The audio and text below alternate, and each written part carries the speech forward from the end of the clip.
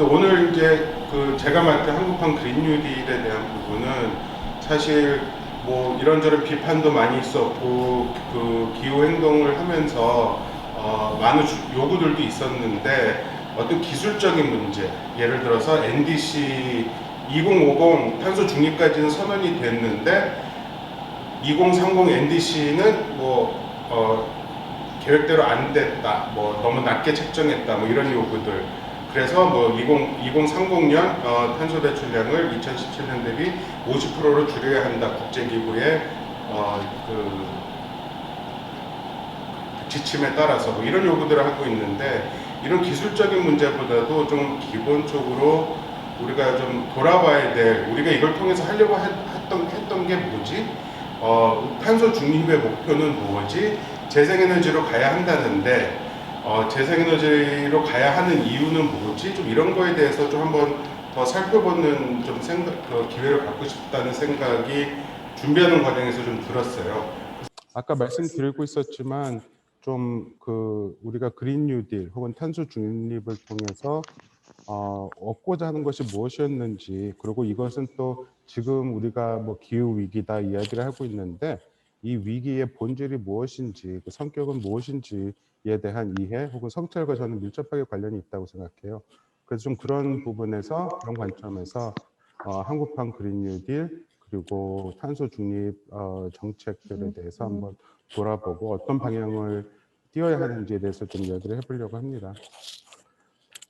예, 여기 지금 그 기후에 관심이 있으시고 기후 활동 하시는 분들이 와 계시기 때문에 이 부분은 길게 말씀 안 드릴게요. 지금 우리는 기후 위기의 한 가운데를 걸어가고 있고요. 지금 앞으로 어떤 기후 재앙들, 어려움도 계속 많을 것으로 지금 예상이 되고 있고요. 이런 것들이 전부 다 어떻게 보면은 인간이 어떤 식으로 인간을 둘러싼 자연 환경과 관계를 맺어왔었는지, 그 문제와 밀접하게 관련이 있다고 생각할 수가 있습니다. 인간이 자연을 자원으로 생각해가지고서 무작정 이제 뭐랄까요, 착취를 하고 어떤 이제 수단으로 삼아왔었던 이런 부분에 대한 문제 의식들이 세계적으로 많이 나오고 있는 상황이고, 그런 상황에서 한국에서도 이제 국제적인 흐름에 맞춰서 그린 뉴딜 또 이제 탄소 중립까지 지난 12월달에 이제 선언이 됐어요. 보시면은 이제 그러니까 2019년까지만 하더라도 경제 정책 방향들과 2050 장기 저탄소 발전 전략, 이거는 한국도 이 국제 협약들에 가입이 되어 있기 때문에 준비를 했어야 되는 부분들인데 이게 좀 따로따로 가고 있었던 측면이 되게 강합니다. 그러다가 작년이죠. 작년 4월에 총선이 있었는데 그 총선을 준비하는 과정에서 녹색당, 정의당 등에서 그 그린 뉴딜을 제안을 했고, 더불어민주당, 여당이었었던 더불어민주당도 그린 뉴딜을 발표를 했어요. 이때까지만 하더라도 사실 청와대에서는 이 그린 뉴딜에 대한 문제의식은 없었던 것으로 보여요. 총선이 끝날 때쯤 해가지고서 문 대통령께서 5차 비상경제회의에서 한국판 뉴딜 정책을 추진하겠다는 의사 발표가 있었고요. 그러고 나서 2주 후에 정부에서 디지털 뉴딜 중심으로 하는 한국판 뉴딜을 추진하겠다 방향을 발표합니다. 이때 기후 위기 비상 행동을 비롯해서 이 기운동 하시는 분들은 이게 무슨 소리냐, 왜 그린 뉴딜이 아니고 한국판 뉴딜이냐 하면서 이 녹색이 빠져 있는 문제에 대해서 막 이제 문제 제기를 하기 시작을 했어요. 그랬더니 그 다음 주에 대통령께서 이제 몇몇 장관들과 모임에서 그린 뉴딜 관련돼서 각 그 부처에서 좀 보고서 좀 올려달라 요청을 했었고, 일주일 후에 한국판 뉴딜에 그린 뉴딜이 포함을 시키기로 이제 발표를 했습니다. 엄청나게 급박하게 지금 이게 진행이 되고 있었던 거죠. 그리고 열흘 후에 2020년 하반기 경제정책 방향에서 그린 뉴딜의 내용이 처음으로 소개가 되고, 그다음에 7월 중순에 한국판 뉴딜 종합계획이 발표가 됩니다. 이게 나오면서 뭐 요 주변으로 해가지고서 뭐 국회, 뭐 이 기후 환경 관련 뭐 연구 단체 등등에서 어마어마하게 많은 공청회 토론회들이 이제 이루어졌었고요. 그리고 12월 7일에 정부에서 탄소 중립 선언 그리고 추진 전략을 발표하게 됩니다. 돌아보면은 사실 뭐야? 한 1년 전, 어디다 작년 뒀어? 이맘때쯤만 그러게. 하더라도 아까 금방 그린 뉴 딜이라든가 이 기후 문제에 대해서 정부 차원에서는 큰 관심은 없었던 것으로 생각이 돼요. 이 세계적으로 국제 협약들에서 하고 있기 때문에 어떻게 따라는 가야 되는데 이걸 적극적으로 어떤 정부 정책, 시책 차원으로 가져갈 그런 계획은 없었던 것으로 보이고, 그런데 이제 이 많은 압력들이 이제 국내에서도 기후 운동의 목소리가 커지기 시작하고 국외에서도 엄청난 흐름들이 이제 생기면서 이제 안 할 수 없는 이제 그런 상황이 됐던 것 같아요.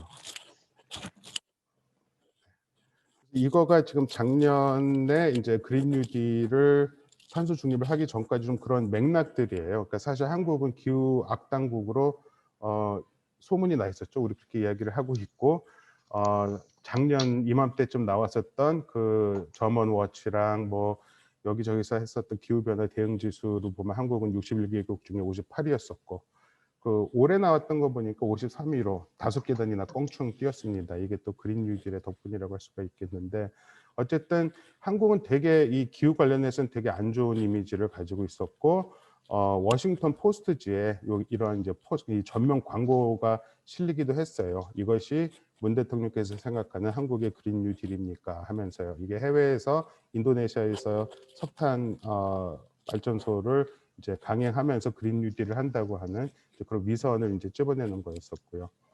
그러다가 이제 탄소 중립 선언은 없었어요. 어떻게 탄소를 감축하겠다라는 문제 의식은 없었는데, 작년 가을에 일본이 2050 탄소 중립을 선언을 하고요.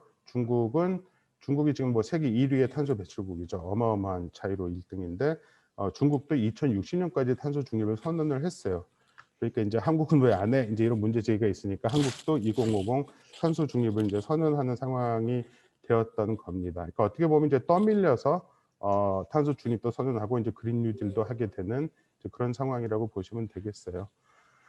그래서 어쨌건 7월 14일 날에 한국판 뉴딜이 이런 식으로 발표가 되고, 홍남기 부총리 나오셔서 뭐 어떻게 어떤 식으로 이제 투자를 하고, 정의선 현대자동차 회장 나와서 이제 뭐 현대자동차 전기차들 이제 자랑도 하시고, 그리고 작년 말에는 이제 더 늦기 전에 2050 탄소 중립 선언까지 이루어졌습니다. 이제부터 좀 그런 걸 살펴볼 텐데요.